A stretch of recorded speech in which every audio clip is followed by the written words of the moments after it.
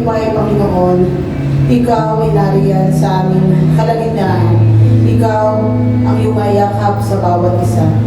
Maraming salamat, Panginoon, sa buhay ng bawat isa. Alam ko, Panginoon, na kumikilos ka sa bawat isa. At alam ko, Panginoon, ang iyong banal na dugo ay kumikilos. Maraming salamat. Tinataas namin sa umagang ito ang aming worship service, Panginoon. Ikaw po yung mauna sa umagang ito, Panginoon. Lukuban mo po ng banal na dugo itong aming sambahan, Panginoon. At tanging ng iyong Holy Spirit, Panginoon, ang aming makasama, Panginoon. At dalangin din po namin, Panginoon, ang aming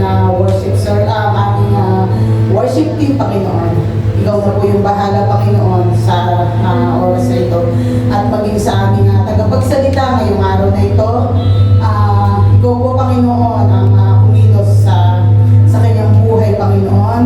At alam namin, Panginoon, na sa umagang ito, ikaw ang tanging pangalan mo lang, Panginoon, ang maitaas. At alam namin ang mga maririnig namin salita, ngayong banal na salita, Panginoon, ay pupukaw sa puso at isipan namin. Maraming salamat, Panginoon. At ang lahat po ng ito ay aming itinataas sa pangalan ni Jesus. Amen.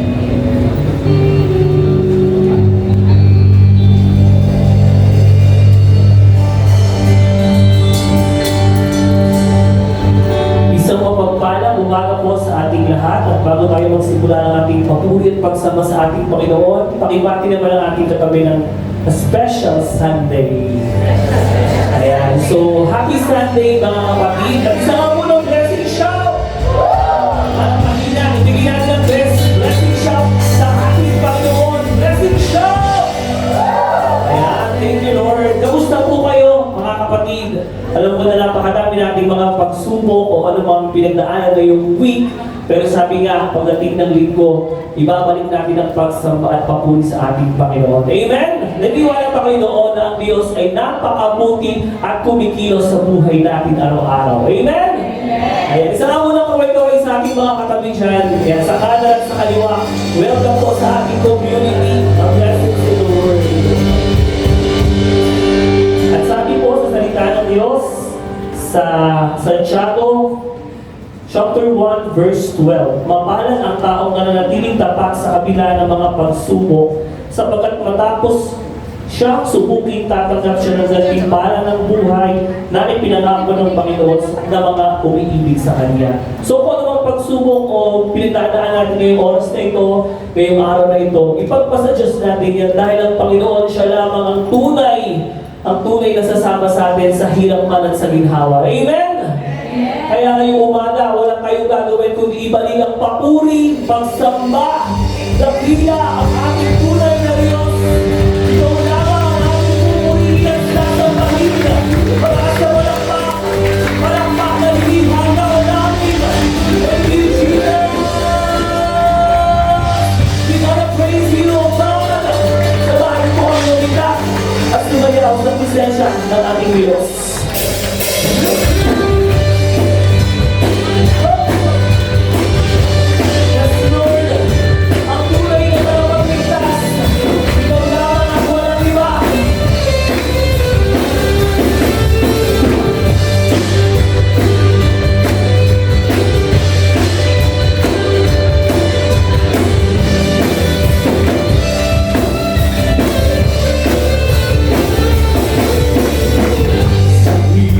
Yeah.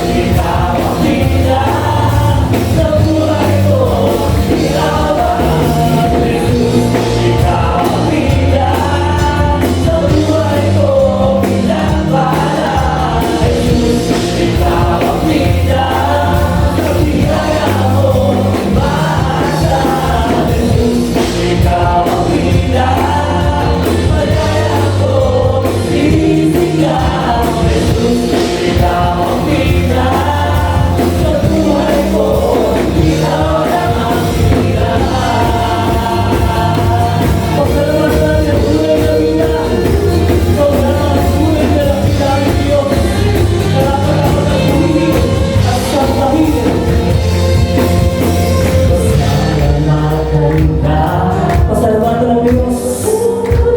Malakas na tinig sa ating Panginoon. Yes, Lord. Hindi kasama ng Panginoon. Papupurihan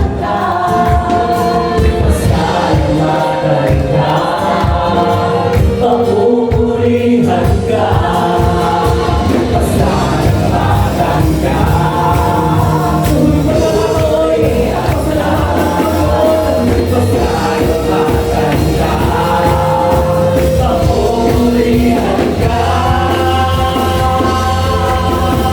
Jesus, ikaw ang bida sa buhay ko pinagpala.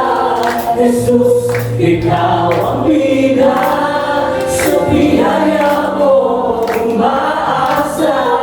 Jesus, ikaw ang bida, malaya akong sisigaw. Jesus, ikaw ang bida sa buhay ko, ikaw lang ang bida. Jesus, ikaw ang bida sa buhay ko pinagpala.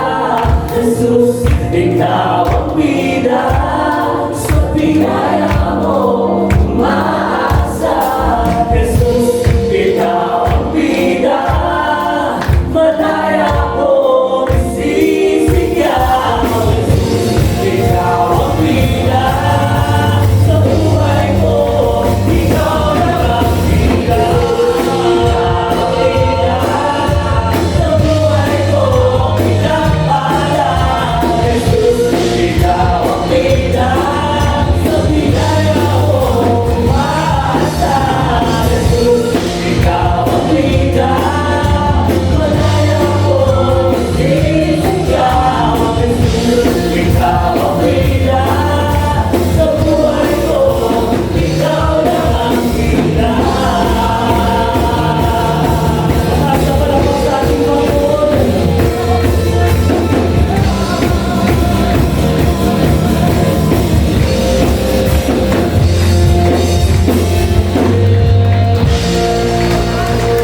Yes, Lord, we praise you, O God. Tunay nga ang napakabuti mo, Panginoon, sa buhay ng bawat isa, Lord. Walang na Espiritu po maging ka, Lord, sa aming mawain ngayong umaga. Lord, yung pangalan lamang ang aming itataas. Yung pangalan ang aming sasambahin. Yung pangalan ang aming dadakilain. Tunay nga, Panginoon, ang napakabuti mo. Dapat ka namin purihin, Lord. Pagkabat kami nagkukulang, ito ang aming tagapagtubo. Lord, salamat sa buhay na walang hanggan at pinagkakaloob niyo sa bawat isa sa amin na nandito. Salamat, Lord, sa laging umuulan ng pagpapala na naranasan namin sa buhay namin, Lord. Hindi ka nagkukulang, ikaw ay tunay na sapat. Salamat, Panginoon, sa provision mo, Panginoon, araw-araw sa iyong pag-iingat sa amin, sa aming mga pamilya. Lord, ikaw ang kumikilos sa lahat ng pinaramdaman, Panginoon. Pinagaling mo na, pinagaling namin ang kagalingan sa oras na ito, Panginoon. Let's continue to worship our God this morning. Let's feel His presence.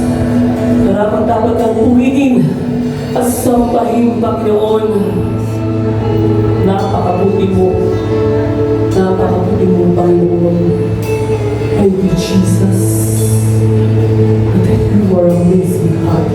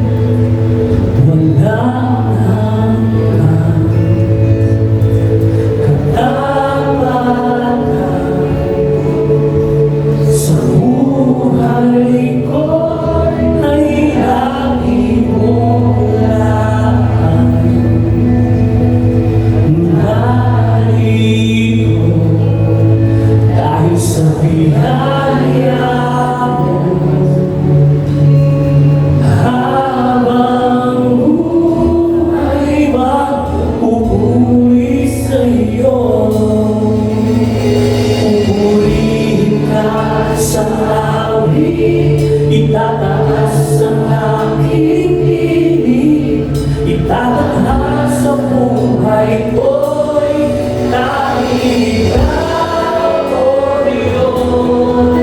Higit pa sa kalangitan, ang iyong kalwalhatian, kadakilaan mo'y di mapapantayan. Yes, Lord, patuloy mo natin gawin ang ating Panginoon at naging ang kanyang presensya. Jesus.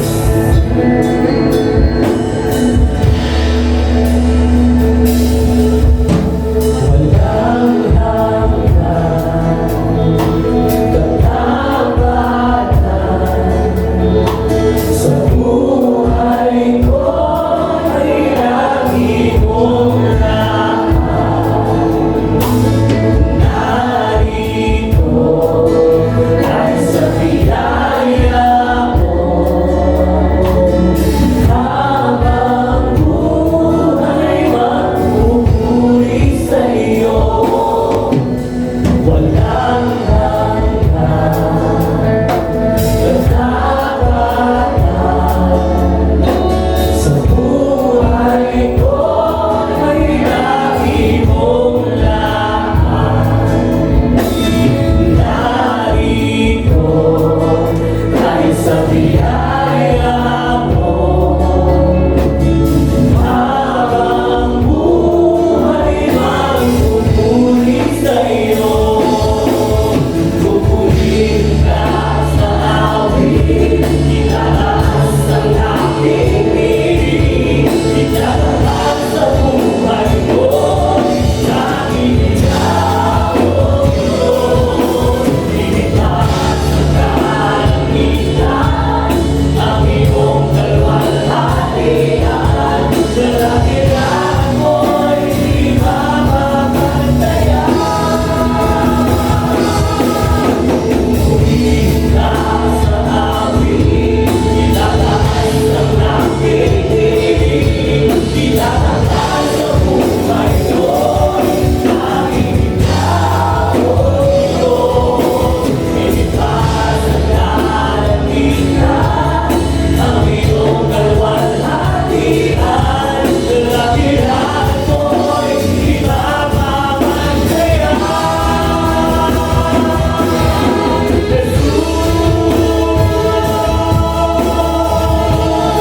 Yes, Lord, ang kadakilaan mo ay hindi namin mapapantayan, Panginoon. Sa iyo ang papuri at pagsamba. Yes, Lord.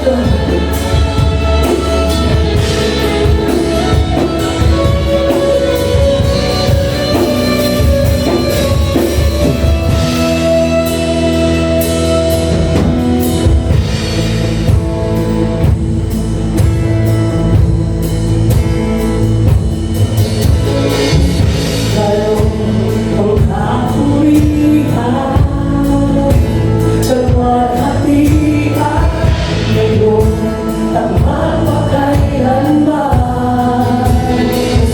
Sa'yo ang karangalan, kapangyarihan, ngayon at magpakailanman.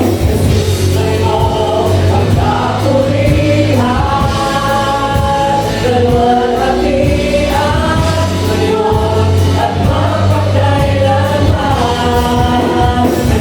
Sa'yo ang karangalan, kalwalhatian, ngayon at magpakailanman. Sa'yo ang karangalan, kalwalhatian, ngayon at magpakailanman. Pupurihin ka sa awit, itataas sa piling sa ating Diyos. Yes, Lord. Itataas sa buhay ko, yes, Jesus. Tumagal ng iyong presensya, Panginoon. Sa kalangitan, ang iyong iyong kalwalhatian, kadakilan mo'y di mapapantayan. Isang tawag namin ating Panginoon. Pupurihin ka sa awit, itataas ang aking tinig. Gawin natin ang presensya ng Tatanghal Diyos. sa buhay ko, Dahil lamang laging natin ikaw, O Diyos. wala pang Diyos. Sinipas ng Panginoon, ang iyong kalwalhatian, kadakilan mo'y di mapapantayan. Pupurihin ka sa awit, itataas ang aking tinig, itatanghal sa buhay ko'y tanging ikaw, O Diyos. Higit pa sa kalangitan, ang iyong kalwalhatian, kadakilan mo'y di mapapantayan.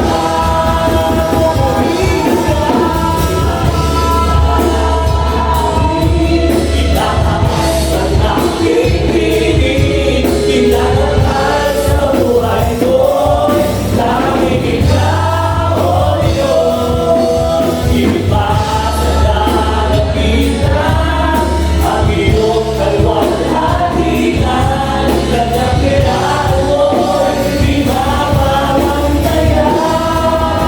Purihin ka, purihin ka sa Panginoon. Yes, Lord.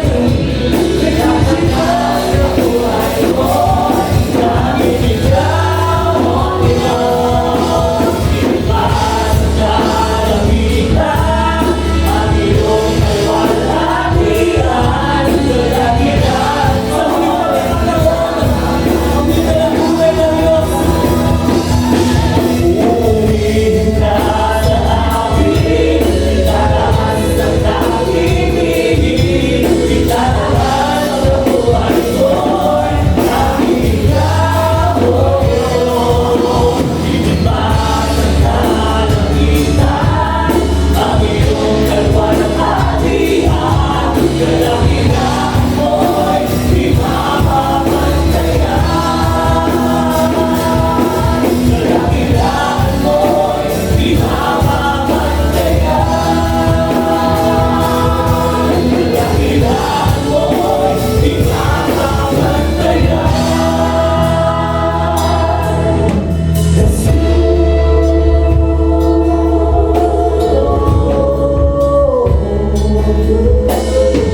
Napakatamin ng Panginoon.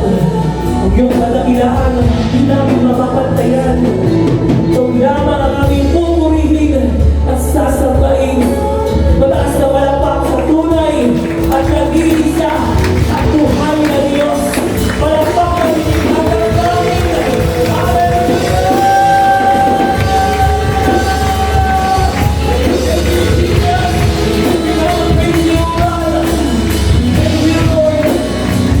Thank you, Jesus.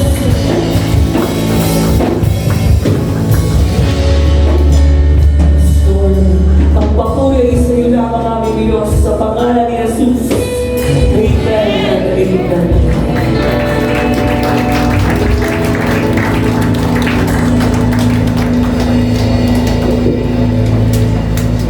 Minsan paalayan po natin ng Panginoon ng awit. Alam ko po na ang Diyos ay nananahan sa ating pagsambal. At dahil siya ay narito, wala pong pangangailangan natin na hindi kaya kabugin ng Diyos. Amen? Let us sing the song one more time. And let us offer this song as our prayer to Him, as our thanksgiving to Him. And all together we sing, pupurihin ka sa awit. Pupurihin ka sa awit. Come on, lift your voice. Sa aking tinig, itatanghal sa buhay ko'y tanging ikaw, O Diyos.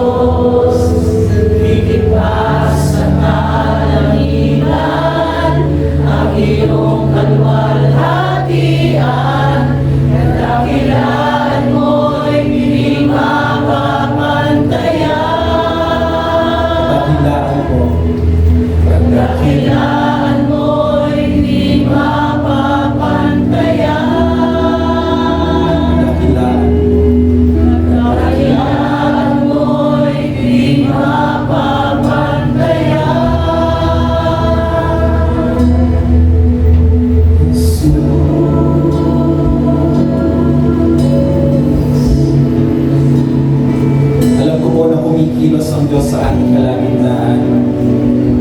Batid ko po na siya'y narito. At alam ko po na ang kamay ng Diyos ay nakaunat sa bawat isang may pangangailangan. Hihilingin ko po na ang bawat isa sa inyo ay humanap ng katabi at ipanalangin po natin ang isa't isa. Kahit hindi po ninyo siya kakilala, just grab a partner and I want you to pray for that person. Bless that person with your prayer. Oh, let us turn this house as a house of prayer.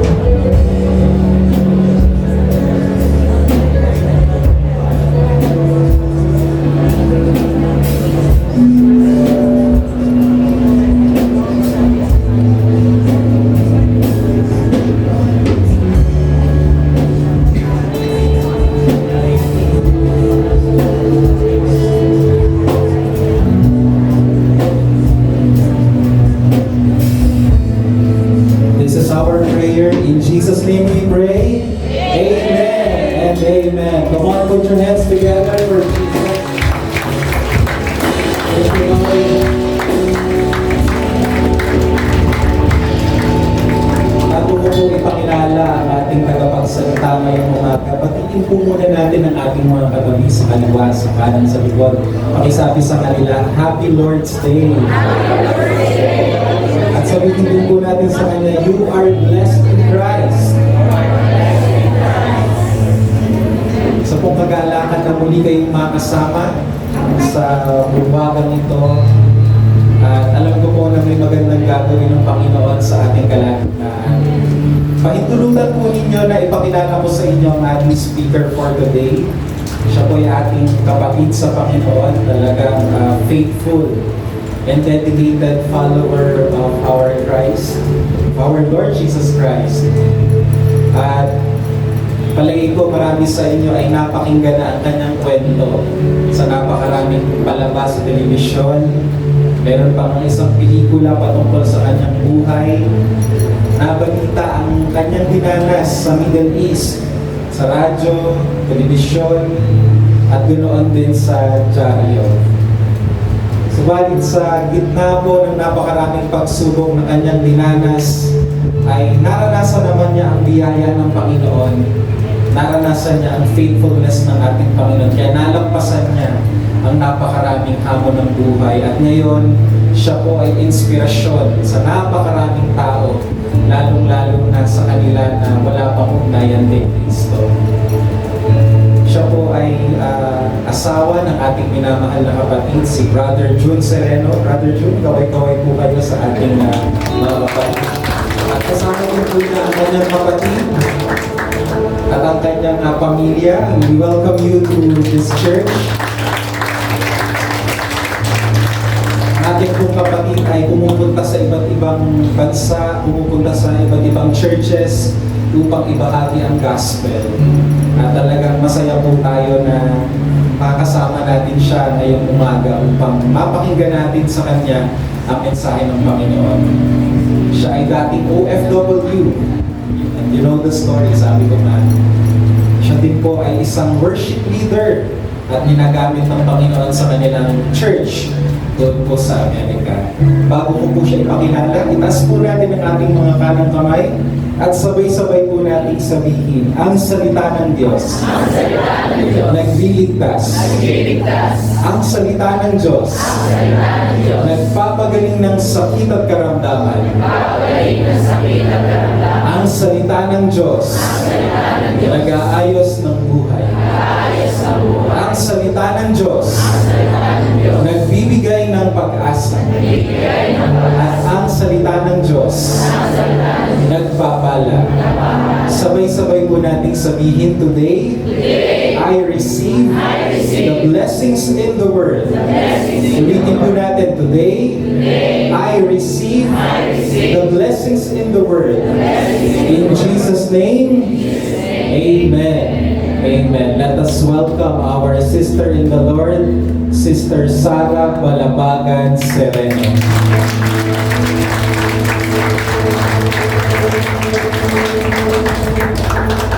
Thank you so much po. Maraming salamat, Pastor Joshua. Finally, nagkita na rin tayo. Ayan. Magkaibigan po kami ni Pastor. At through ang nagpakilala po ay aming my sister from another mother, si Pastora Lenny Bushal, at ang kanyang bahay, ang kanyang husband din, si Pastor Olan. Ayan, naman na hindi natin nakasama ngayon, but maraming salamat, Miss Ma'am, Pastor Joshua. Magandang umaga po sa inyong lahat. Makakaupo muna tayo. Ayan, praise God. Hallelujah. Alam niyo po, first time lamang po nangasama ko dito po sa Tagaytay, no? At kaya po, we are so blessed na sa pag-host sa amin po ng ating kapatid na si Sister Jessa sa kanilang transient home. Ayan, maraming salamat, Sister Jessa, at sa buong pamilya mo. Thank you so much for accommodating us. Thank you, at nakapagpahinga kami na maayos kagabi, pati mga anak ko, ang sarap ng tulog nila. So, maraming salamat po. Again, bago po ako magpatuloy, para po, alam ko po, yung mga young generation ay wala pang ka-idea ng backstory ng buhay ko. I would like to greet also, nandito na yung aking kaibigan mula sa Los Angeles. Kasama niya ang kanyang mga friends din. Ayan, si Myla, Sister Myla, wala pa daw. Ayan. So, I think naghahanap pa ng parking. So, okay. Bago po ako magpatuloy, para magkaroon po tayo ng idea ano ba talaga ang story ni Sarah Balabagan, panoorin po natin yung video na ito. Ayan.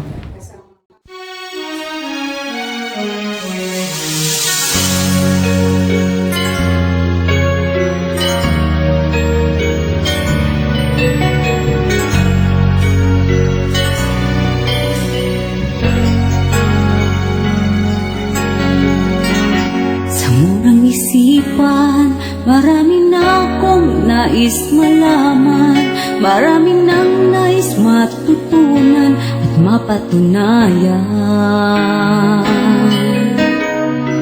Sa aking kagustuhan, pinasya kong mangibang bansa. Paglisan ko'y di napigilan ng kahit na sino man. Nais ko lamang makakahon sa hirap, makatikim ng ginhawa. Ngunit anong buhay ang naranasan doon ng isang tulad ko?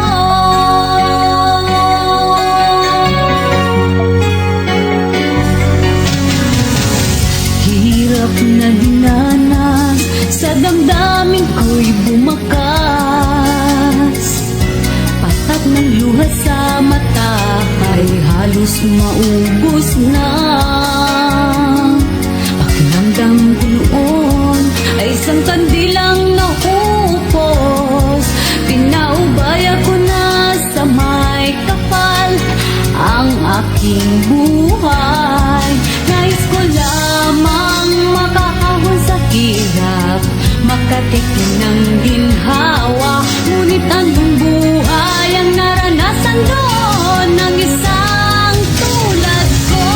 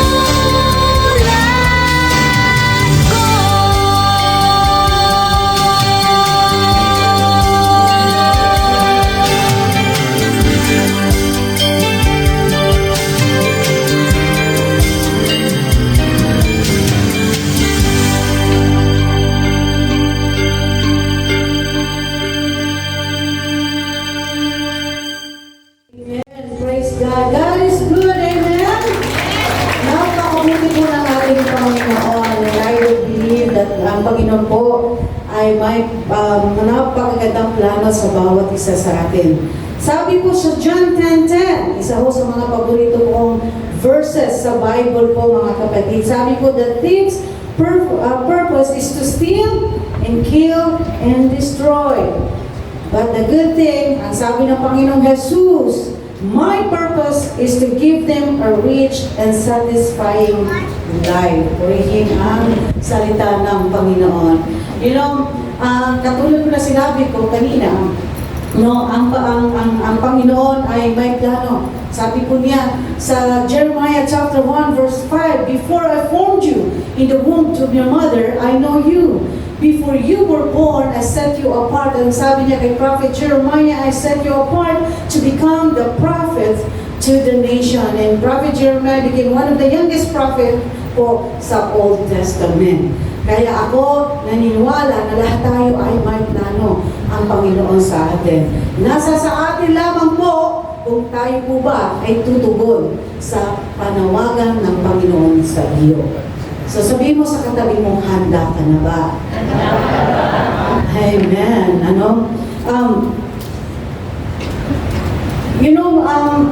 Hindi ko po sukat akalain na isang araw ako po ay tatay dito po sa inyong harapan at magpapatutuo ako sa kabutihan ng Panginoon sa buhay. As I always said, lagi ko pong sinasabi ito, it's not about my story anymore, but it's about God's story in my life. Alam niyo naman po, no? Ako po ay ipinanganak, lumaki sa Sultan Kudarat, Maguindanao. At ang aking po mga magulang ay pareho pong Muslim, kaya lumaki ho ako sa Islam na pananampalataya. At alam mo natin, sa Islam na pananampalataya, ibang-iba ho ang katuruan, no? Bagamat sila po'y naniniwala kay Jesus, pero ang kanila pong paniniwala, si Jesus ay isa lamang propeta. No? But I praise God, I thank God po, dahil kahit ibang mga pananampalataya ang kinagisnan ko, ibang katuruan ng ating kinamulatan, salamat sa Diyos dahil isa ako sa pinili niya upang maging bahagi ng kanyang pamilya. Amen? At ito ba, napakasarap po na kabilang ka sa pamilya ng ating Panginoon. Amen? Mahirap lamang po kami sa Sultan Kudarat. Ang nanay at tatay ko po talaga hindi po nakapag-aral. Ano? In fact, ang alam lamang po isulat ng tatay ko ay ang kanyang first name, Karim. No?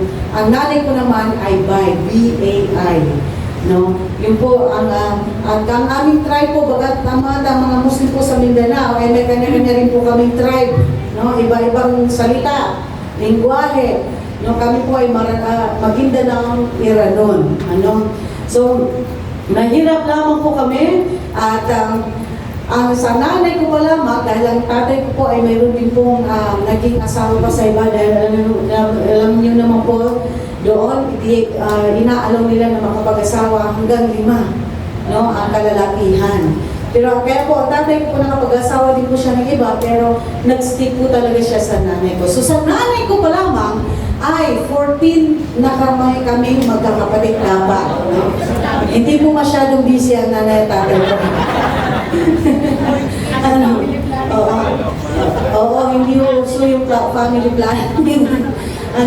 Pero, ang nakakalungkot po na sa 14 dapat kami na magkakapatid, 7 lamang po kaming nakaligtas at nakasurvive. And I'm so grateful and blessed dahil kasama ko nga po namin ngayon ang ating kapatid, ang pinakabunso, na si Samra, ang pinakamaganda kong kapatid. Ayan. Dahil nag-isa lang siya kapatid ko. Kaya yan na ang pinakamaganda kong kapatid. Ayan.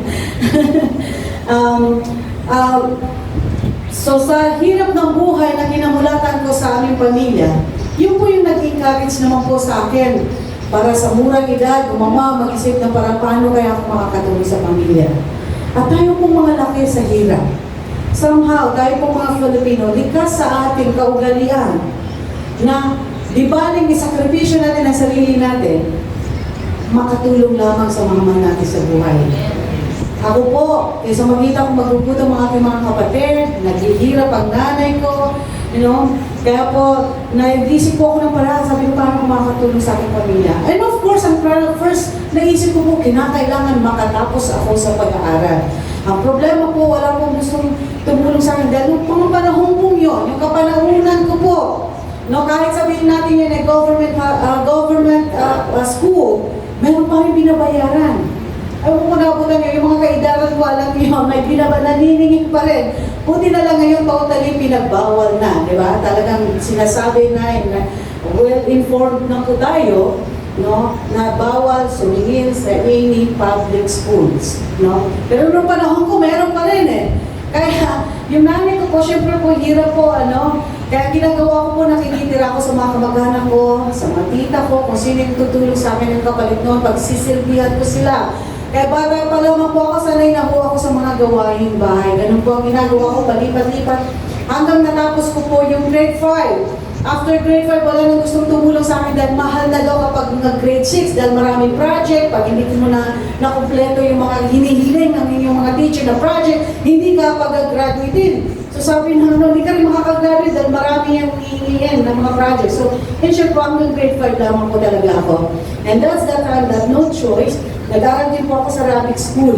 Alam niyo po yung madrasa kasi totally free po yun sa amin. Walang sinisigil anything. So nag-aaral po ako doon, kaya natuto po ako magbasa kahit paano unti-unti ng Arabic at magsulat ng Arabic. Pero siyempre po, iba pa rin po yung Arabic sa Middle East. Ibang-iba po. Ano pagdating nyo naman po doon. So, nung nag-edad po ako ng 14, 1994, usong-uso po sa probinsya namin, yung mga minor na nagtatrabaho bilang domestic helper sa Middle East. No, kaya po, nung nalaman ko po yung aking recruiter naghahanap ng mga aplikante, isa ho ako sa nag-volunteer. No, na gusto kong mag-apply. Alam ko nila kung ilan na yung edad ko dahil kamag-anak ko naman po yung recruiter. No? Pero ang problema ko po noon, wala po akong pampagawa ng passport. Wala din po akong pamasahe papuntang Manila. No, from Sultan Kudarat papuntang Manila, wala po. In short, wala kami pera. No? At naging kasunduan namin ng aking recruiter, yung tinatawag nilang salary deduction. Ayan. So yung salary deduction, grabe po noon. Ang sinisigil sa amin, sa 2 years na kontrata ko sa Middle East, 8 months po doon yung ibabayad ko sa aking recruiter. No? Talaga sobrang unfair. Pero alam niyo po, bawal na bawal po pala iyon. At salamat dahil again, tayo po mga Filipino, by God's grace, naging well-informed po tayo, no? At yun nga po, bawal po sumingil ang anumang ahensya ko dahil binabayaran na po sila ng ating mga employer na pumili sa atin. Pero noong panahon yun, no choice ako kung hindi sumunod sa naging kalakaran na yun po eh. So from Mindanao, dinala po ako sa Manila, isang gabi lang ako sa Manila, ilating na ako sa ating international airport. Sa airport, doon ko lamang pinahawakan yung aking pasaporte. At yung aking pong passport, nung nahawakan ko po, doon ko lang nalaman na ang edad ko sa aking passport ay 28 years old. So dinaya po ang edad ko, kaya pala nakakalusot yung mga katulad ko noon. Now, magtataka ka, sino maniniwala na isang 14 years old, meron bang 14-year-old ito? Meron ba? Hindi yung feeling 14, 14 talaga. 13. Ayan, si Kuya. Kuya, tatantay ka nga, Kuya. Ayan, 13 years old. 13 na lang. At the time, I was only 14. Sino ang maniniwala? Salamat, Kuya. Sino ang maniniwala ng isang 14 years old hawak-hawak kay 28? Bakit nakakalusot ang mga ganun noon? Alam niyo po, dahil may nag-guide sa amin sa airport. At sinasabihan kami kung sino yung, ano yung numbers at the time, I think, by numbers pa rin ngayon, anong numbers lang kami pwedeng pumila. Ibig sabihin, kung sino man yung nakaupo sa numbers na yon, ibig sabihin kausap na nila. Kaya nakakalusot yung mga katulad ko noon. But salamat sa Diyos, dahil may pag-asa ang Pilipinas. Amen? Amen. Amen. At ngayon po, nag-igpit na po, pati pagkuha ng passport. At ngayon, sa DFA, hindi ka na basta-basta, talagang pahirapan na rin. You know, and sa immigration, medyo nabago na rin. So, praise God, may pag-asa po ang Pilipinas. But noong panahon ko yun, nakakalusot talaga. Hindi lang naman po ako, marami po akong kasabay na halos kasing edad ko. No? Pero puno-puno po ako ng pag-asa. Ang iniisip ko po, yun na yung umpisa ng katuparan ng pangarap ko na makatulong sa aking pamilya. Napadpad po ako sa Al Ain United Arab Emirates. No? At ang amo ko po ay isang biyudo, ang kasama niya sa bahay, ang 4 niyang anak na lalaki, so 5 lalaki ang pinagsisilbihan ko, at yung asawa ng panganay na anak, nandun din po, pati yung mga apo na 2, so sila po yung pinagsisilbihan, at mahirap po talaga ang buhay ng isang domestic helper. Kaya ngayon po, every time na nabibigyan ako ng opportunity na magsalita sa harapan, dinidiscourage ko po yung mga kababayan natin na nag-iisip na magtrabaho bilang domestic helper, especially po sa Middle East, dahil napakahirap po doon. Ang isang buhay ng isang domestic helper sa Middle East, para kang alam niyo yung feeling na nasa enemy's camp, ganon.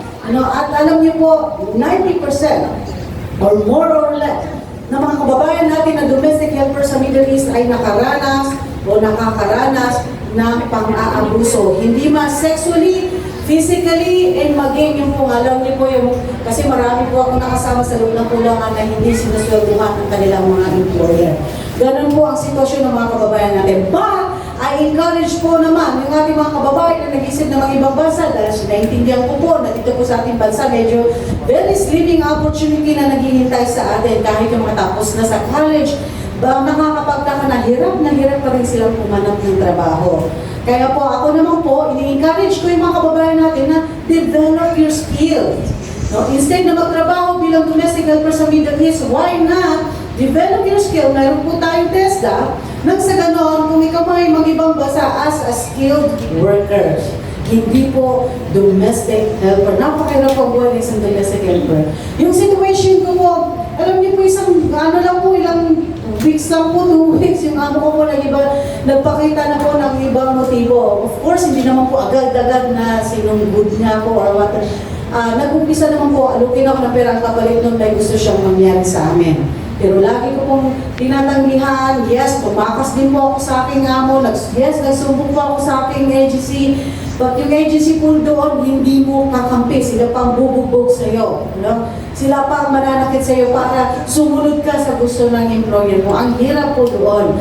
Nung pong pagbalik ko po sa akin ng amo, nung tumakas ako, dahil mayroon po 2 Filipina na nakapitbahay, dahil binugbog po ako ng amo ko nung nung nagsumbong po ako, buti po nakawala ako. So, humingi po ako ng tulong sa kapitbahay, tinanggap nila ako, pero bawal po yung kasi, yung pupupuk ka ng isang runaway, yun ang tawag sa akin at the time, runaway, dahil umalis ako sa bahay ng employer ko, bawal po yun. So, para hindi ma-trouble yung 2 Pilipina, bumalik po ako sa aking amo, but doon na po nag-umpisa. Talagang hirap na hirap po ako, pinahirapan ako ng amo ko, but after 1 month and 2 weeks, isipin niyo po, malis po ako sa Pilipinas, May 29, 1994, July 19, 1994, doon na po ako pinagtangkaan ng amo ko. This time, may dalang kutsilyo, at syempre po, nagpanggulo po kami, at alam niyo po ba, habang nakatutok sa akin yung kutsilyo, habang tinatanggal ng employer yung underwear ko, naisip ko po talaga kung ang nag-motivate sa akin,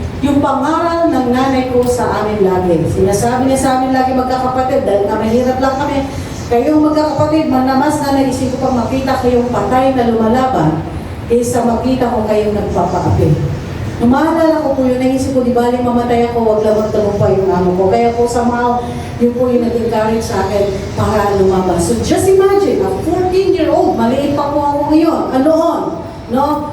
Naging extra large lang po ako ngayon, sometimes large. So just imagine, small, maliit, slim na bata. Yung amo ko po, isa pong Arabo, dati pong military, dati po siyang guard sa isang palace doon. Matipuno, may edad na, pero matipuno pa rin, so just imagine, nag-stagger po kami, nagpambuno kami. And now as a parent, I realized na minsan po sa ating mga magulang, tayo pong mga mag-anim na po yung mga anak ko, kasama po namin yung bunso, si Aria, 5 years old, at si Corban, 9 years old. Now, tayo po mga magulang, napakahalaga pala yung mga binibitawan nating salita sa mga anak natin. Sometimes, pag nagalit tayo, akala natin hindi sila nakikinig. Nakikinig sila. Itong malungkot, sometimes, yung mga masasamang salita ang tatanin sa kanila. I am so blessed dahil tumaning sa akin na binibitawan lagi ng nanay ko ay yun nga, bahala kayo mamanay, basta wag lang kayo magpapaapi. Kaya po naging palaban ako. Kaya po ganun lang din personality. Kung palaban niya, hindi magpapa-apply, ganun. Paano po kung masasamang salita ang nabibitawa natin sa mga anak natin, di ba? Ako po bilang mother na ngayon, no, naging mag-ingat na po ako sa pagsasalita sa mga anak ko. So I encourage yung mga parents na katulad ko, let's speak blessing sa mga anak natin para yun po ang maging seed sa kanila. And just imagine, as they grow up, yun po ang daladala nila. Nasa puso at nasa isipan nila, di ba? Word of God, ayun, naku, napakalaga po. Let's speak blessing, Word of God sa ating mga anak para yun po ang kanilang maging panghawakan. You know? And I praise God po sa amin mga anak, dahil talaga we speak blessing. At ngayon po si Corban, ako po, yan po, prayer warrior po yan. Si Arya is a prayer warrior too. Talaga pong by God's grace, so learning experience po ang aming mga natutunan, dahil po ibang batas sa Middle East, siyempre po, sa nangyari po, namatay po yung employer ko, dahil nagpambuno kami, but no choice, dahil agaw ko po yung kutsilyo niya, no choice, either siya o ako, ganun po yung labanan. Salamat sa Diyos, dahil mga panahon yun, ako po ang hinaya niya mabuhay, dahil po pala ay may magandang plano siya sa akin. Amen? Jeremiah 29 verse 11, sabi ng Lord, for I know the plans I have for you, declares the Lord, plans to prosper you, not to harm you, plans to give you hope and a future. And praise be to God. Bagamat hindi madali ang mga pinagdaanan ko, because of that, ako po'y nakulong diretso del Bartolina. 1995, I was sentenced to death penalty by firing squad. Salamat sa Diyos dahil hindi ko inaya ng Panginoon na masayang lamang ang aking buhay doon. At marahil po ay isa kayo sa mga nagdarasal sa akin. Marahil po yung mga nanay at tatay, isa sila sa mga nanalangin sa akin noon. Kaya gusto kong samantalahin itong pagkakataong ito na magpasalamat sa inyo dahil dininig po ng Panginoon ang inyong mga panalangin. Amen? Ang maganda po nito, hindi lamang po iniligtas sa parusang kamatayan, kung hindi iniligtas ako spiritually dahil nakilala ko siya at nagkaroon ako ng tama at personal na relasyon sa kanya ngayon. Amen? Napakabuti po ng Panginoon. Nung nasentensyahan po ako ng death penalty by firing squad September 5, 1995, at doon po, after po yun, binita si Flor Contemplacion sa Singapore. After ilang months, ako naman po nasentensyahan. At salamat dahil ginamit ng ating Panginoon, ang ating gobyerno, ang Philippine government para talagang pumilos. At yung mga anak ng amo ko, dahil alam nila yung sitwasyon ko, dahil nagsusumbong po ako po ay pinatawad nila. Napakahalaga po yung kapatawaran ng pamilya kapag katulad po na naging kaso po. No? At dahil doon, napatunayan din po ng aking lawyer na ako po ay minor, bata, nung nangyayari yung insidente at hindi 28 years old according sa passport ko. Paano nila nalalaman na ikaw ay bata? Yung po ay chinek nila po yung aking dental. So doon po pala nalalaman yun kung bakit. Pero yung doon po napatunayan na minor ako. Kaya po, from death penalty, mula sa kamatayan, sa pamamagitan ng firing squad, naging 1 taong pagkakulong. Pero 2 taon po ako nag-stay sa kulungan. 1 palo sa likod at $40,000 US. So 1.2 million noong mga panahon yun. Na hinihingi bilang kabayaran. Itawag po nila doon blood money. At siyempre po, wala po kami $40,000 US. At salamat sa Diyos dahil may ginamit ang Panginoon sa Filipino-Chinese businessman. Siya po yung nag-donate po siya ng $40,000 US, si Mr. William Gatchalian. Yung 100 lashes naman po ay 16 years old na ako bago ako pinalo, bago ako pauwi ng Pilipinas, kailangan paluin mo na ako. And yes, masakit. Ang ginagamit po nila pamalo doon ay yung ganito. Alam niyo po yung rata na pabilog. So yun po ang ginagamit na pamalo, Pero hindi po yung rata na pabilog sa atin na ang kapal-kapal. Yun naman po parang mga ganito lang. Yung ginagamit nila pag pinapatakbo yung camel, yun po yun So, 20 lashes a day. Dahil nag-alala sila baka hindi daw po kayanin ng mga buto po sa likod. So, 20 lashes a day, every day. So, after 100 lashes, nagkulay itim po yung likod ko dahil hindi lumabas yung dugo. For several weeks, hindi po ako makatulog na nakapagilid, nakapahaya. Wala po, talaga nakalapa lamang po ako. But praise God dahil nalagpasan ko po yun. Amen? But God is good. You know why? Sa loob ng kulungan ko po talaga unang nasumpungan ang salita ng Diyos. Nang masintensya po ako ng death penalty, marami po nagpapadala sa akin mula sa iba't ibang bansa ng pera, chocolate, dahil alam nila bata ako, biscuits, mga damit. Pero may isang Australianong missionary na nagpadala sa akin ng Bible. At yung pong Bible na yon, nung binigay sa akin, bawal po pa ho noon, 1994, hindi pa ho, 1995, hindi pa ho ganun ka-open ang Dubai, ang UAE sa salita ng Diyos. Unlike ngayon, praise God, talagang nagbago na talaga. Mayroon pa tayong isang place na doon pwede mag-worship. Ano? Pero noong panahon hindi pa gano'n ka-open. Pero dahil nasentensyado ako ng death penalty at doon po, surprise na lang kung kailan kanila bibitayin o i-execute. Ano, ganun po yung situation. Kaya po, ang nangyari po ay nung binabasa ko, binigyan nila sa akin yung Bible, at out of my desperation, dahil anytime pwede na ako i-execute no? Binuksan ko po, sa amin po, dati pananampalataya na kinagistan ko, bawal po sa amin yung humawak ng Bible. But then out of my desperation, binuksan ko po yung Bible. At binasa ko po. Siyempre po, hirap na hirap akong intindihin dahil ang Bible ay King James. Diba? So, hirap na hirap po akong intindihin. Pero, alam niyo po, na mayroon po isang verse na talagang nangusap sa akin. Ngayon ko lamang po naintindihan yung sinasabi nilang nagrema. At yun po ay sa Matthew 6:33. Seek ye first the kingdom of God and His righteousness, and all these things shall be added unto you. Nung nabasa ko po yun, kinopya ko po yung verse na yun, sinulat ko sa aking notebook, at yung Bible ay ibinigay ko po sa aking kasama sa kulungan na Kristiyano. But now, na-realize ko po, noon pa pala, ang Panginoon ay kumakatok na sa pintuan ng aking puso. And now I realize na every time tayo po ay nagkakaroon ng pagkakataon na marinig ang salita ng Diyos, mabasa ang salita ng Diyos, minsan kahit sa Facebook, nag-scroll ka dyan, bilang may pag-pop up ng mga Word of God, ang pagkakainawa ko po, ang Panginoon ay kumakatok sa pintuan ng iyong puso. Handa ka ba siyang pagbuksan? Kaya sabihin mo sa kapatid mo, katabi mo, sabihin mo, handa ka na ba?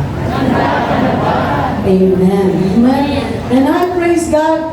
After 2 years in prison, August 1, 1996, pinadala po ako sa Pilipinas, pinauwi na po ako sa Pilipinas, yung pelikula ko po, yung buhay ko po, naging pelikula, naginampanan po ni Vina Morales, binayaran po ako doon, and through that, doon ko po natulungan ang aking pamilya, sa Mindanao, financially. So, natupad naman po yung pangarap ko. And dahil grade 5 naman po ang aking natapos noon, kumuha po ako ng acceleration exam sa ating Department of Education. So, from 5th grade, naging 4th year high school ako, hanggang nag-college ako dahil mayroon pong nagbigay sa akin ng scholarship.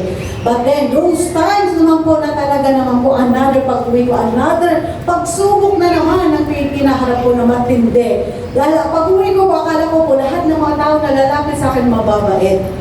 You know? But then, meron po palang mga iba na iba ang intensyon. Hindi yung ikabubuti mo, o hindi yung ikakasama mo. No, pagdating po sa love life, naku po, napakakulay ng love life ko. Pero yung love story ko po ay pang Valentine's ko lang. Kaya kung gusto niyo marinig, sabihin niyo kay Pastor Joshua, imbitahin ako ulit sa February 14. Dahil yung love life ko, pang Valentine's lang yun. Matindi yun, ako po, ano. Pero alam niyo po, kahit matindi yung love life ko, talaga naman po, makulay, sobra. Kahit sabi ko nga sa asawa ko, kahit hindi ako kumakain ng gulay, masyado, pero makulay pa rin.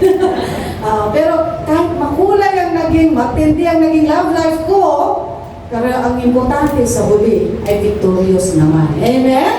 Kaya salamat sa ibinigay ng Panginoon sa akin, ang aking faithful Abraham. Sabi niya, Han, huwag mo ko tawagin Abraham dahil di ba si Abraham mayroong Hagar? Kaya sabi ko, kaya na tinatawag kita, my faithful Abraham. O di ba? Faithful. Nung sa naging pelikula yung buhay ko, and then praise God, nagkaroon ako ng bagong career, napasok ako sa music industry natin. No, ako din po hindi makapaniwala na nagkaroon po ako ng album. Hindi po photo album, ha? Yung talagang album, ang nag-compose po ng mga songs ko, karamihan ay si Ray Valera. Siya din po yung aking producer. Tapos yung dalawang songs na Buhay Kulungan, Pag-ibig na nga ba, ako po ang nag-compose noon kasi nagsusulat din po ako. No? So, God is good. No? Nagkaroon ako ng panibagong career. Sino po ba na? Naalala niyo po ba si Ray Valera? Yes! Subukan nga natin. No? Ang pag-ibig ay Sarang kanya, tiwala sa isa't isa'y kailangan dati mong pag-ibig, wala akong pakialam. basta't mahal kita. Kahit sino man. Tuloy natin. Mahal kita, basta't mahal kita. Iniisip nila ay hindi mahalaga, mahal kita maging sino ka man. Aba, pwede. Amen, maging sino ka man. Pero alam niyo po ba, now I realize na maging sino ka man, ano man ang naging nakaraan mo, ano man yung mga naging karanasan mo, ano man yung mga pagkakamali mo noon, ano man yung mga nagawa mo hindi maganda, maging sino ka man, mahal na mahal ka ng Panginoon Yesus. Bakit ko po sinasabi na maging sino ka man? Because sinabi mo niya sa John 3:16, For God so loved the world that He gave His only begotten Son, that for those who believe in Him should not perish but have everlasting life. Kaya po yung maging sino ka man, ay maaaring awitin din yan sa iyo ng Panginoon. This time, awitin natin at hindi din yung lyrics. Isipin natin si Lord ang namumuusap sa iyo.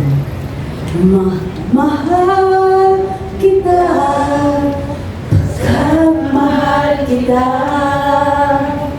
Inisip nila ay hindi mahalaga, mahal kita maging sino ka man. Diba? Ang sarap damhin na si Lord, galaanod niya tayo kamahal, ganun niya tayo kamahal. Ibinigay niya ang kanyang bugtong na anak na si Jesus.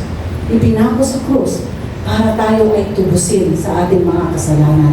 Kaya maging sino ka man, ano man ang naging karanasan mo, nakaraan mo, mahal na mahal ka ng Diyos. Ano ang hinihingi sa atin ng Panginoon? Ang tayo ay magpakumbaba at lumapit sa Kanya. Dahil sabi sa Kanyang salita, at sino man ang tumanggap at kumilala sa Kanya, ay bibigyan niya ng karapatan na maging anak ng Diyos. Amen? Kaya ako po, I praise God, I thank God, I'm so grateful, no turning back. Though hindi po madali yung naging journey ko bago ko siya nakilala, bago ko matutunang magpakumbaba sa Kanya. Ang dami ko pong pinagdaanan. There was a time na I was so depressed na po. Talagang inisip ko sana hindi na lang ako nakasurvive sa Pilipinas kung ganitong buhay lang din ang dadagdag ko sa Pilipinas. Bagamat natupad ko man yung pangarap ko na makatulong financially sa pamilya ko, pero yung personal na buhay ko napakasigalot. Hindi po ako idinaan sa mga counseling, psychiatrist, therapy. Kaya alam mo, from traumatic experience to another traumatic experience. At 17, I got pregnant. At 18, naging single mama ko. Ang hirap po na wala ko ka-idea kung ano ang gagawin ko. Kaya po sabi ko nga po, makulay po ang lalo ang naging buhay ko, lalo na po sa love life. But I praise God, nung time na down ako, napakaraming sobrang darkness na po yung situation ko. Nung time na naghahanap na ako, nasabi ko hindi na normal itong behavior ko. Kailangan ko na talaga ng professional help. Kaya po nagtatanong-tanong ako sa mga kaibigan ko sa, may kilala ba kayong mga psychiatrist na pwede kong lapitan? And you know po, God is good dahil sa pagkanta-kanta ko, yun po yung ginamit ng Lord para makilala ko si Dulce. Yung napakagaling po nating singer, siya po yung kumbaga na ako ang nagwagi. At ngayon po sa buhay niya bilang Christian, siya po yung waging-wagi ngayon sa Panginoon. Amen? Amen. Si Ate Dulce, pinakilala niya po ako sa kaibigan niyang pastor. Isa pong Assemblies of God sa Marikina. You know, at habang nagkukwentuhan po kami, at that time, emotionally, hindi pa ako yun sa mga trauma. Kaya po, every time nagkukwento ko yung pagpalo sa akin, hindi ko maiwasan, hindi umiyak. Dahil hindi lamang po physical pain, but more on emotional. Dahil po, siyempre po, kung 16 years old ka, papahiya ka, you know, na maraming nanonood sa akin, mga Arabo nagtatawanan habang pinapalo ako. Eh, yung mga anak ko, ng mga teenager, kapag sisigawan mo lang sa harap ng mga kaibigan na papahiya na sila, ayaw nila yun. That's why, nung time ko po, sobrang grabe po. So, umiiyak ako sa pastor habang nagkukwento sa mga pinagdaanan ko. And you know, sabi po ng pastor sa akin, alam mo, Sarah, yung 100 lashes mo, wala pa yun sa katiting na tinanggap ni Jesus. Subalit si Jesus, wala siyang kasalanan, wala siyang ginawa. Tinis niya yung pagpapahirap at pagpapahiya sa kanya dahil lamang sa pagmamahal niya sa iyo. You know, dalawang words lamang po ako nakarelate, yung pagpapahiya at pagpapahirap. You know, dahil yun po yung naranasan ko, naramdaman ko, pagpapahiya at pagpapahirap sa akin. Sa loob for 2 years sa kulungan, for the 100 lashes, habang nasa bahay ng employee ko. Kaya po, I praise God, nakarelate po ako doon. And then, nung tinanong po ako ng pastor, Sarah, gusto mo bang magkaroon ng tama at personal na relasyon sa Diyos? You know, at the back of my mind, takot ako, dahil alam ko katuruan sa dati ko pananampalataya, hindi ka basta-basta pwedeng tumalikod, kung hindi, no, pwede kang itakwel ng iyong pamilya, not only that, and even sa community, at malalagay pa sa alanganin yung sitwasyon mo. But you know po, I praise God ang mga panahon yon. Hindi ko po naisip, hindi po nanaig sa akin yung pride, hindi nanaig sa akin yung hiya, bagkus mas nanaig yung pananampalataya at paniniwala na tunay ng si Jesus ang Panginoon at tagapagligtas nating lahat. And from that moment po, I received the Lord, nagpakumbaba po ako, at inamin ko po makasalanan ako, at tinanggap ko po yung kapatawaran niya, tinanggap ko po yung napakagandang regalo niya sa atin na buhay na walang hanggan. And from then on, I started joining Bible study anywhere and everywhere. Kami po, kasama po ako sa mga kababaihan sa Marikina na unang-unang nag-seminar ng Purpose-Driven Life. And nakatulong po yun sa akin para mas maunawaan ko pa yung purpose ng Lord sa buhay ko. And I continued, no turning back. I started ministering to the body of Christ. And God is so good. Dahil alam niyo po, kapag tayo po ay tumugon sa panawagan sa atin ng Panginoon, siya din po ang magbibigay ng mga tools para tayo po ay ma-equip. You know, ako po ay wala po akong kaalaman about Campus Crusade for Christ, pero gumawa po ng way ang Lord para makunik ako sa Campus Crusade for Christ. Doon po ako na-train for evangelism at may nag-mentor po sa akin doon, si Dr. Orpa Marasigan, and from then on talagang I minister everywhere, anywhere, and glory to God. Hindi madali din yung mga pinagdaanan ko nung malaman sa community. We started receiving mga persecution and even death threats. But praise to God, you know, dahil po the more na binabasa ko ang salita ng Diyos at nauunawaan ang salita ng Diyos, the more nararamdaman ko po yung pagmamahal ng Panginoon sa akin. At yun naman po ang nagbubunga, ang nagka-encourage sa akin to serve the Lord with all my heart. You know, and praise God, napakabuti po ng Panginoon. Dahil as a single mom with 4 kids, kapag po ang anak ko noon, na single mom, sabi ko na kung wala na magsiseryoso sa akin ng mga lalaki. Alam niyo naman po yung dito sa atin, di ba? Iba pa rin ang kultura natin. Sabi ko, naku, wala na. Sabi ko, Lord, talagang maniniwala lang ako sa lalaki na talagang mahal niya ako. Hindi lang niya tatanggapin yung mga anak ko. Kung hindi lang niya mamahalin, kung hindi i-offer niya yung kanyang pangalan, yung kanyang apelyido. At alam niyo po ba, nung nag-propose po yung aking asawa, yun po ang propose niya sa akin. And that's why, doon ko po nag-connect yung confirmation ng aming prayer. At ang prayer naman po ng asawa ko, Lord, habang nakikinig daw siya sa testimony ko, dahil ako yung first speaker nila, doon sa church nila, sa San Jose, noon, with her sister, yung pastora po yung sister niya doon, at siya naman po yung worship leader. Habang nakikinig daw siya sa akin, sabi niya, Lord, if I want to marry someone, I want someone like Sister Sarah. Pero God is good, and ako po mismo pala ang inilaan ng Lord sa kanya. So praise be to God. At kami kayo binigyan ng dalawang anak. Kaya po naging anim na yung mga anak ko. And now po, ang asawa ko po, lahat po ng mga anak ko ay kanyang pinitisyon. Kaya po yung tatlo ay nandun na po sa Amerika. May sarili-sariling buhay na po, independent na, nag-aaral, nagtatrabaho. At yung isa na lamang po natitira, yun po yung mission namin, kaya po kami umuwi ngayon, na nasa Mindanao. So, pag-pray niyo po ako, because August 21, ay pupunta po kami doon kasama ang lawyer para po, prayer is makuha ko po yung anak ko, yung goal. Dahil approve na rin po yung kanyang petition. So, God, napakabuti po ng Panginoon. Di po ba? You know, the thief, sabi nga kahit the thief comes only to steal, to kill, and destroy. No?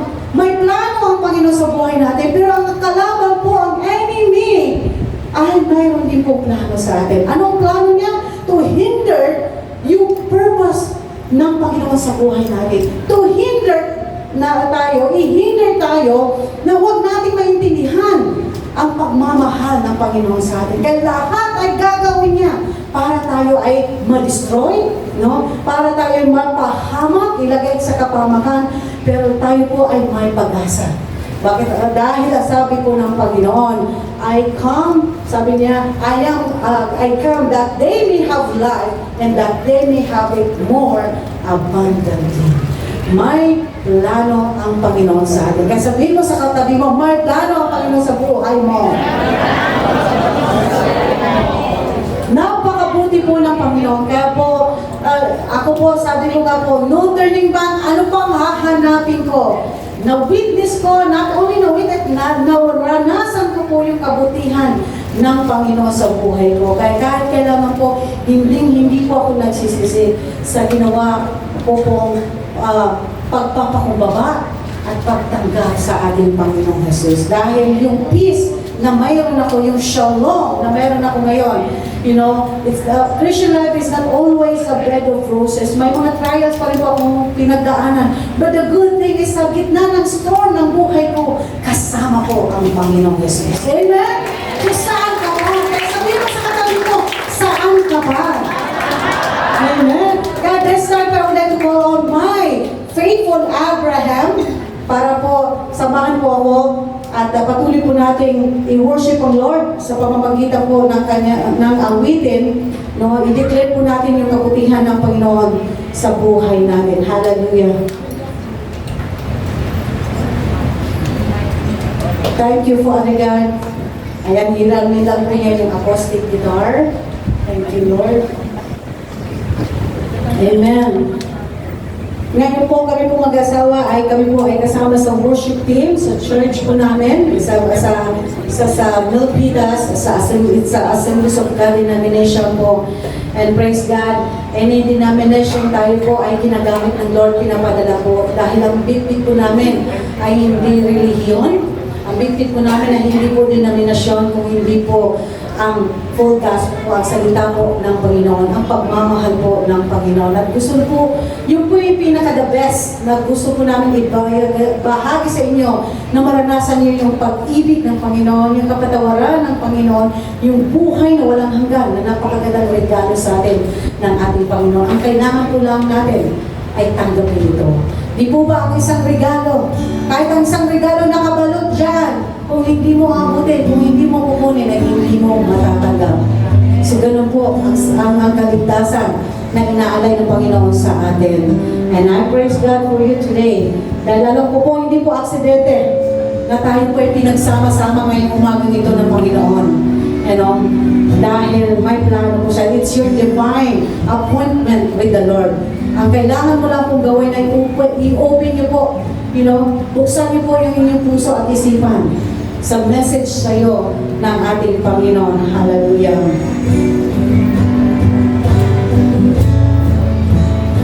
Buti-buti mo, Panginoon,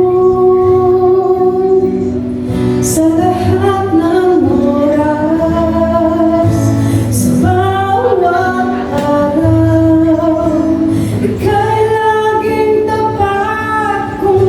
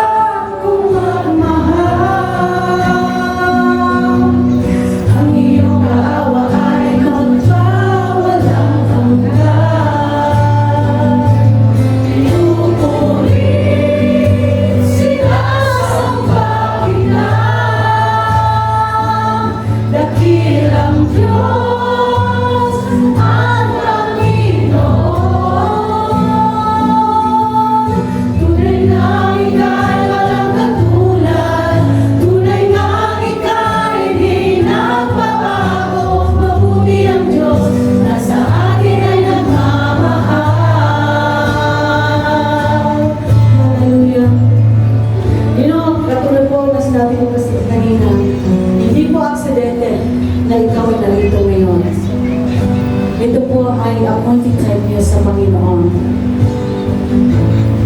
Ang sabi po sa salita ng Diyos, ang sino man ang kuminala at tumanggap sa Kanya, ay bibigyan niya ng karapatan na maging anak ng Diyos. At di po ba napakasarap na maranasan mo yung kapatawaran, maranasan mo yung pag-ibig ng Panginoon, maranasan mo yung kung gaano Kanya iningatan. Noong mga time na ikaw ay nasa gitna ng pagsubok sa buhay mo, the mere fact na ito ay na-overcome mo, nalagpasan mo, yung time na yun, ay katabi mo ang Panginoon. Iningatan ka niya, inalaw niya, na ikaw makaligtas katulad ko, dahil may plano siya sa iyo. At ngayon po, I praise God na lahat na po na mapinagdaanan ko sa buhay ay hindi po nasayang. Yung mga paghihirap na naranasan ko, hindi po nasayang. Dahil ngayon po, ay nagagamit ko po na ibabahagi ko po para maipakita, maiparating yung mensahe ng Panginoon na kung gaano niya ako iningatan, kung gaano niya ako kamahal, kung gaano niya ako pinurotektahan ng mga panahon yun, ganun din ang ginawa niya sa iyo. Pero ang tanong, kapatid, handa ka bang magpakumbaba sa Kanya? Handa ka bang itaboy yung pride? Handa ka bang ipakita na tunay niyang ikaw ay handang tanggapin at magkaroon ng tama at personal na relasyon sa Diyos? It's not about religion. Kahit anong reliyon ka pa pinanganak, ang nais ng Panginoon sa atin ay magkaroon ng tama at personal na relasyon sa Kanya. Kahit sino ka pa, kahit gaano ka pa ka-edukado, kayaman sa mundong ito, kung wala kang Jesus sa buhay mo, para ka lamang isang tupang ligaw. But the Lord is offering you this time po a life with a purpose. No? Yung kung lahat ng mga mabuting ginawa natin o ginagawa natin para sa ating mga mahal sa buhay, para sa ating mga kakilalang kaibigan, kung wala kang tama at personal na relasyon sa Diyos, it's just a good works. Pero kung ginagawa natin ito para sa kapurihan ng Panginoon, ang award po na naghihintay sa atin na kasama po ang Panginoon. Amen? Hallelujah. Ulitin po natin ang ulitin kay buti-buti ng Panginoon at this time, damhin po natin ang bawat lyrics ng mawigan. Hallelujah. Thank you, Father God.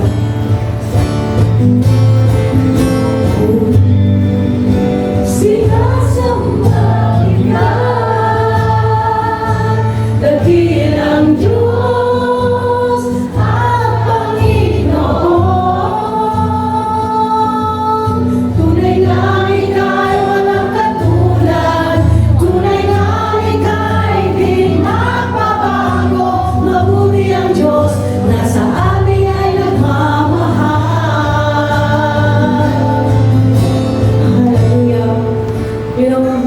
Kung yun po ang inyong nais na magkaroon ng tamang personal sa relasyon sa Diyos. Again, it's not about religion.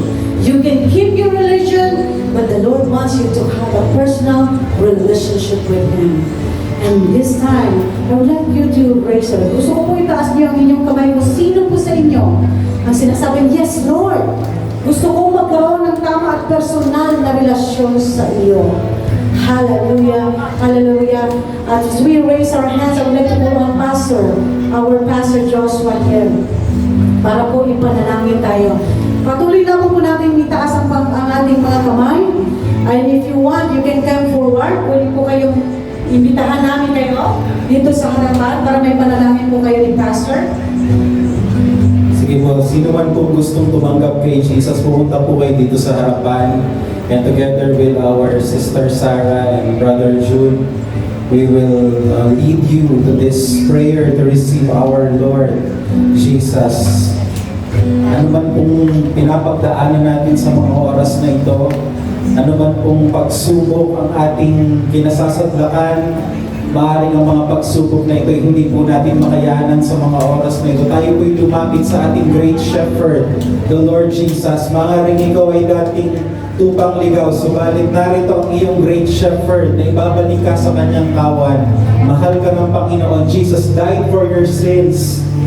Jesus gave His life for you to have eternal life upang ikaw ay magkaroon ng bagong buhay, magkaroon ng personal na relasyon sa Kanya. Just come to Jesus.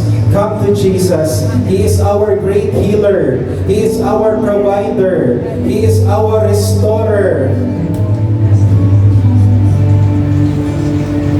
The greatest love that you are looking for is found in Christ alone.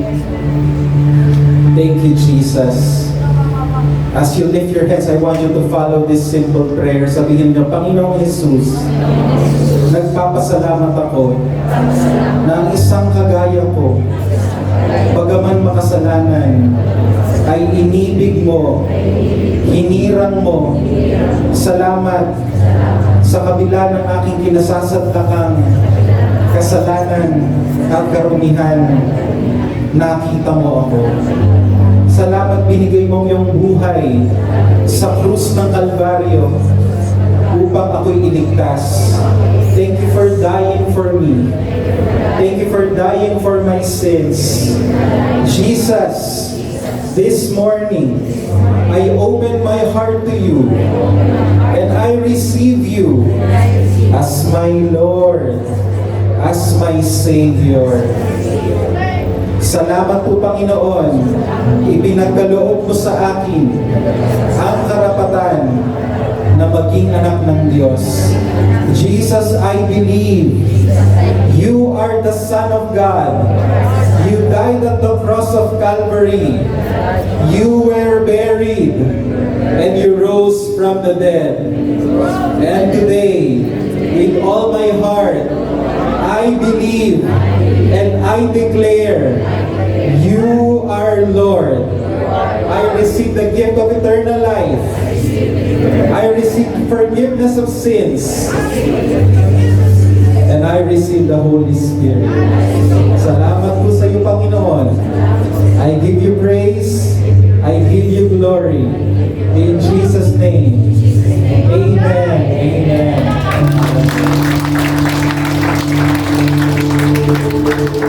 Are you all blessed? Alam ko po na ang bawat isa sa inyo ay talagang napagpala sa mensahe ngayong umaga. Muli ko pong tatawagin si Sister Sarah at ganoon din si Brother Jun dito po sa harap. And the congregation will be praying for you. Alam ko po na grabe kanina po habang nakikinig ako sa inyong mensahe, sa inyong testimony. Talagang naramdaman ko na there's so much more na inihahanda po ng Panginoon sa inyo, and you will not just bless the body of Christ but the world through the testimony that the Lord has given in your life. Tunay nga pong walang aksidente sa Panginoon. Even the painful seasons of our lives ay kayang gamitin ng Panginoon to bless the world. Amen? God can turn our mess into a message. Do you believe that? Hallelujah. Sige, tayo pong lahat ay tumayo at tatawagin ko po ang aking mami, Sister Melly, to bless this couple, si Sister Sarah, and ganoon din si Brother June. Okay, sige, si Pastor Nestor na, kasan sila? Sige, ako na naman po. Okay, dako po natin ang ating mga kamay sa mag-asawang ito. Salamat po, Panginoon, sa paggamit mo sa buhay ng aming minamahal na kapatid, si Sister Sarah, at ganoon din sa kanyang asawang si Brother June. Tunay nga po, Panginoon, na meron kang dakilang plano sa kanilang buhay, meron kang dakilang gawa at kakaibang daloy na pinaparanas sa kanilang mga buhay, Panginoon. And Lord, we know that through their word of testimony and through your word, Lord God, we know the body of Christ in the Philippines and in the world will be greatly blessed, O God. Lord, we know na sa pagbuka ng bibig ng aming kapatid na si Sister Sarah, chains are falling off sa buhay ng mga tao, Panginoon.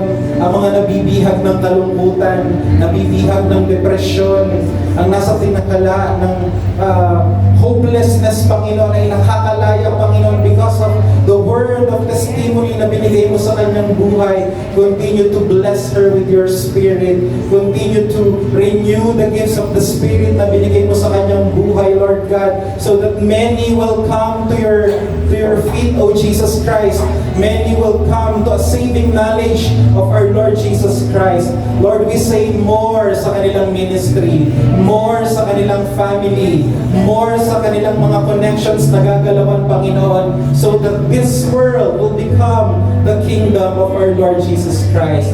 Lord, ano man pong pangangailangan ng mag-asawang ito, Panginoon, ang hindi po namin alam sa mga oras na ito. Kayo po, Panginoon, ang mag-abot. Kayo po, Panginoon, ang mag-address ng mga ito. For indeed, in Christ, we are blessed. Salamat, Lord God, and we know your plans are perfect, your plans are great, and the best is yet to come sa buhay nilang mag-asawa at sa kanilang pamilya. Salamat po, Panginoon. We give you praise. We give you glory. In Jesus' name we pray, and everyone will say, Amen and Amen.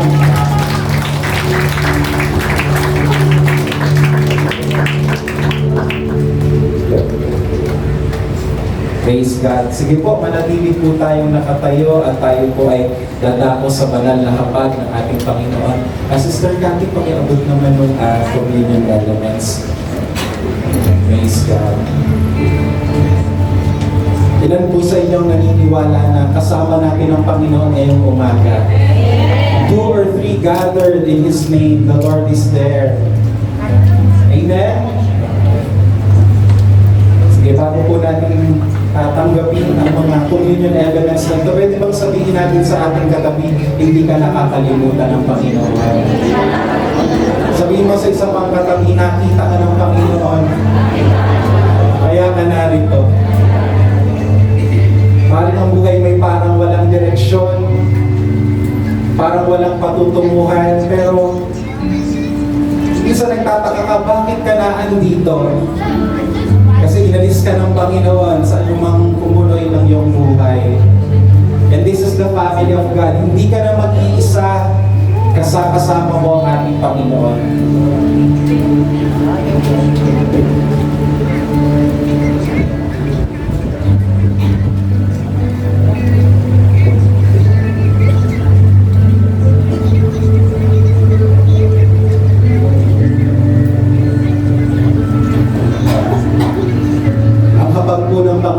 Ay pagdiriwang ng dakilang pag-ibig ng Diyos sa atin.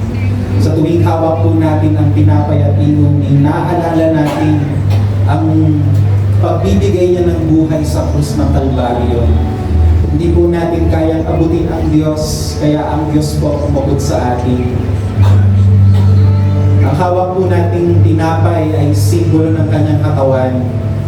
Doon sa krus, ito po'y binugbog, ito po'y sinaktan, ito'y nilatayan, pinako, at tuluyang pinatay upang tayo naman po'y magkaroon ng buong buhay.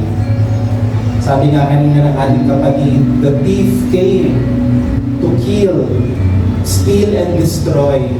But Jesus came so that we may have life and have it more to the full. In Jesus, there is fullness of joy. Amen? Sabi mo sa iyong katabi, kumpleto ng iyong buhay. Dahil kay Kristo. With thanksgiving and joy in our hearts, tanggapin po natin ang simbolo ng katawan ni Kristo.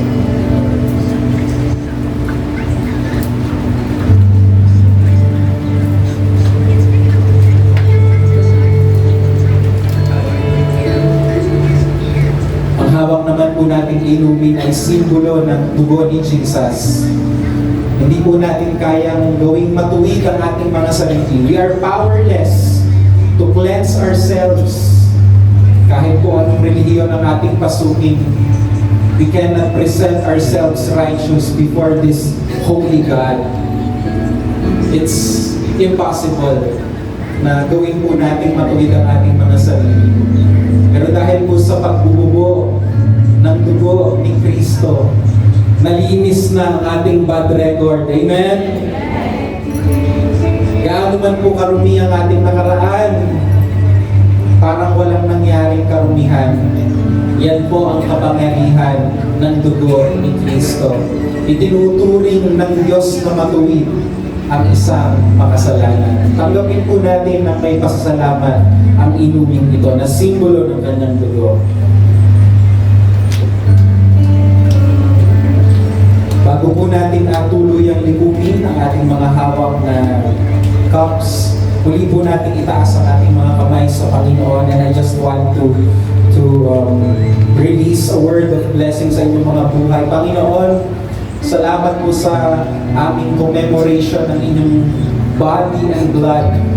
Lord, we know na sa mga oras na ito ay may bukas pong kalangitan at nakaunat po ang inyong mapagpalang kamay upang abutin po ang lahat ng pangangailangan ng bawat isang narito. Salamat po, Panginoon, sa kagalingan sa lahat ng sakit at karamdaman.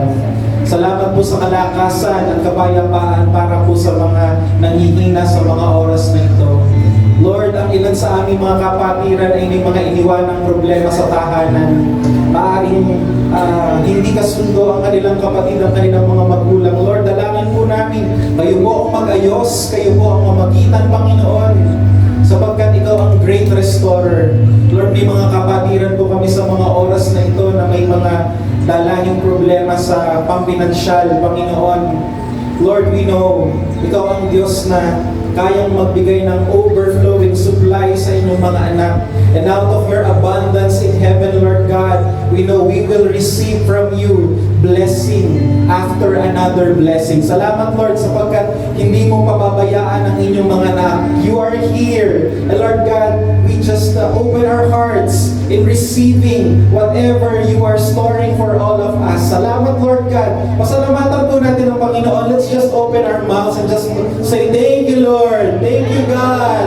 We praise you.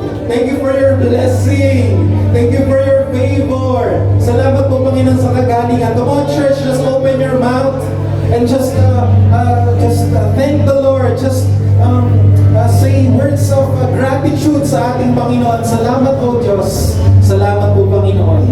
We love you and we honor you. This is our prayer. In Jesus' name we pray, and everyone will say, Amen! Amen! Minsan mapalakpakan po natin ang Panginoon.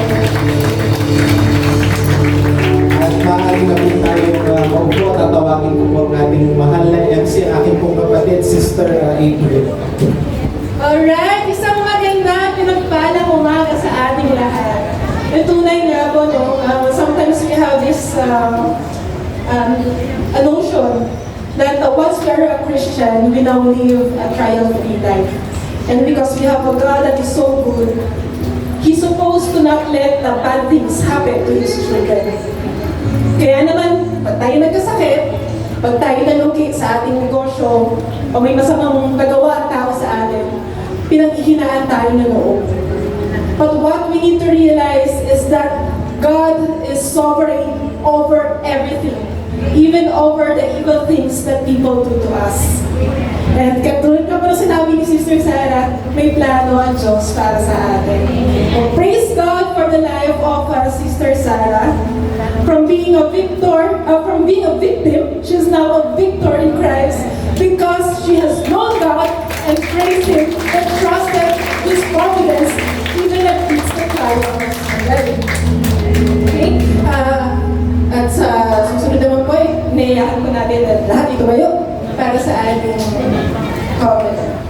Ilagay po natin ang ating kanang kamay sa ating dibdib at sabay-sabay bigkasin ang hangin ng pasya. Sa bilang ng 3, 1, 2, 3. Kami ay nagpasya. Kami ay nagpasyang magmahalan bilang magkakapatid. Ang isa ay para sa lahat, ang lahat ay para sa isa. Ang lakas ng isa ay lakas na lahat. Ang kahinaan ng isa ay kahinaan ng lahat. Kami ay nagpasyang magtulungan sa hirap at ginawa. Ang bawat isa ay kuda namin ng lakas. Kami ay nagpasyang sama-samang lumago bilang mga anak ng Diyos. Sa pangalan ni Jesus, Amen. At this point, may we call on our newcomers. So, first time pong dumalo sa blessings. Si Miss Forenza. Tayo po tayo. Miss Forenza. Si Miss Baby Napoles. Si JJ. si Marifem Pehi, si Cristina Alzate, si Jensen Pehi, si Mike Villanueva, at si Marjorie. Welcome po sa Blessings in the Lord Community at bilang isang pamilya, hayaan niyo po yung naitagdasan natin kayo. Mga kapatid, itako po natin ang ating kamay sa ating mga lupa. Panginoong Jesucristo, nagpapasalamat po kami na ang aming mga kapatid ay pinili ang yugto ng kanilang buhay na kasama kami. Tinadalangin namin, Panginoon, na sa tulong ng iyong biyaya at grasya ay patuloy silang lumago sa Blessings in the Lord. Salamat, Panginoon, sa kanilang pagtugon ng oo sa iyo. And patuloy pa namin pinapanalangin na lumakas pa ang kanilang pananampalataya sa iyo. Ingatan niyo po sila palagi at biyayaan ng masayang buhay. Ito'y pinapanalangin namin sa pangalan ni Jesus. Amen. Amen. Wala po tayo. Okay, proceed na po tayo sa ating announcements. Unang-una po, we are all highly encouraged to join the Covenant meeting happening every Tuesday from 5:30 to 7 p.m. Ito po yung title of the 5 solas. Next. Okay, the Children's Ministry is inviting all our kids whose ages are from 3 to 12 years old to join Sunday School. From 9 a.m. po ito hanggang 11. Okay, an announcement from the Youth Ministry. We are all invited to the weekly Youth Fellowship happening every Saturday. For further details, let's just refer po sa kanilang Facebook page. And of course, our Sunday worship services. Dalawa po yan, isa sa umaga, isa sa gabi. Sa umaga po from 9 a.m. to 11 a.m. and sa gabi 7 to 8:30 p.m. And of course, we are highly encouraged to host a home prayer meeting for your family. Makikita po natin ang guide sa ating Facebook page. And if you are a keyboardist, bassist, lead, guitarist, and drummer, and you have a calling to serve, the praise and worship team is inviting you to fill up ang sa ating form, sa ating registration table. Okay. At para naman po sa ating exhortation to give, may we call on Sister Baby.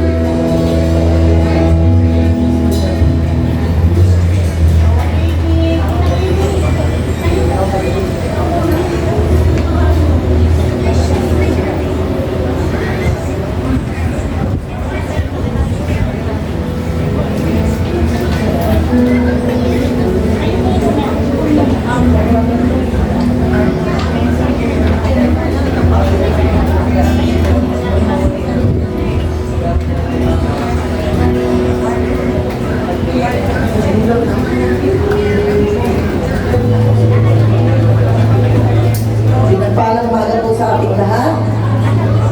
Na-bless po ba ang lahat? Yes, napakaganda po ng mensahe sa araw nito. Kasi karamihan sa atin, di ba? Kung iisipin natin yung mga dinaranas natin, sisiw lang pala sa dinanas mo, Sister Sarah. Kaya kung minsan, pagka may nangyayari sa ating ganyan, dapat iniisip din natin yung blessing ni God, yung pagprotekta niya sa atin. Kasi kahit anong nangyayari sa atin, nandiyan siya lagi nakakita. At panghihinaan ng loob, na-inspired ako sa testimony ni Sister Sarah sa Tulan. Kasi hindi biro-biro yung dinanas niya.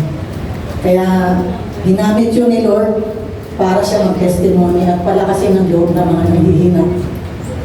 Dadako na po tayo sa pagbibigay. Ang mensahe ko po sa araw nito ay ang unang Timoteo 6, 17 hanggang 19. Sabihin mo sa mga mayayamang sa mundong ito na huwag silang maging mayabang o umasa sa kayamanan nilang madaling mawala. Sa halip, umasa sila sa Diyos na nagkakaloob sa atin ng lahat ng bagay na ikasisiyan natin. Turuan mo sila gumawa ng mabuti, maging mayaman sa mga mabuting gawa at mapagbigay at matulungin sa kapwa. Dito tinuturo ni Lord sa atin yung pagiging mapagbigay, matulungin sa kapwa. Pag pinag-usapan po natin dito yung kapangyarihan ng pagbibigay, dahil pangunahin po yung financial. Di po ba? O pwede natin gaya yung oras natin, pwede gaya natin yung panahon natin, yung talent natin. Pero palagi po, talaga financial. Kasi ito po ang gumagana sa mundo natin ginagalawan. Lagi po pera ang iisip natin. Pero isipin din po natin na ang pera ay kaloob ng Diyos. Kaya sabi ni Sister Sarah, may plano ang Diyos sa'yo, kaya kanya binibiyayaan. Nasa sayo kung paano mo ito susundin. Kaya niya tayo binibiyayaan dahil gusto rin niya tayo maging pagpapala sa iba. Lagi po natin isipin na kapag tayo nagbibigay, okay lang po yung nagbibigay tayo sa labas. Nakapagbibigay din po tayo sa ating kapwa. Pero pag sa church po, kapag tayo nagbibigay, nakapagbibigay po tayo ng spiritual.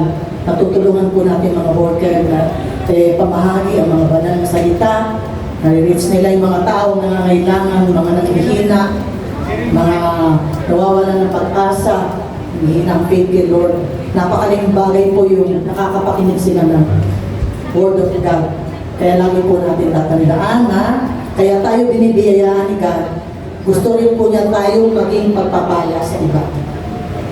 Trust po natin ang ating mga kaloob. Panginoong Diyos namin, makapangyarihan sa lahat. Nagpupuri, nagpapasalamat po kami sa araw-araw na biyaya ng pinagkakaloob sa amin. Di man kami katapat-tapat, palagi po kayo nandiyan sa amin para kami gabayan at tulungan. Maraming salamat po sa mga nagkakaloob na ito, nagpagsawang tumutupad sa iyong panawagan din God. Naway ang biyayang ito na aming pagkakaloob sa inyo ay maging kagamit-gamit sa bawat lugar at sa bawat taong kanyang madadaanan din God. Patuloy po kami i-bless, patuloy po kami gabayan sa araw-araw. Ito po aking samong dalangin sa pangalan ng iyong anak na si Jesus. Amen.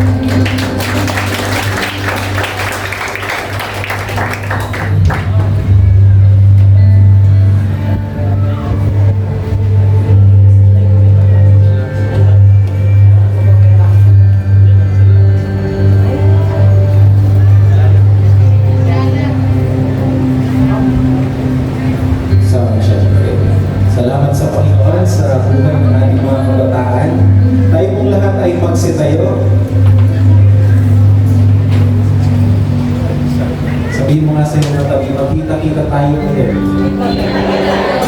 Sa darating na linggo.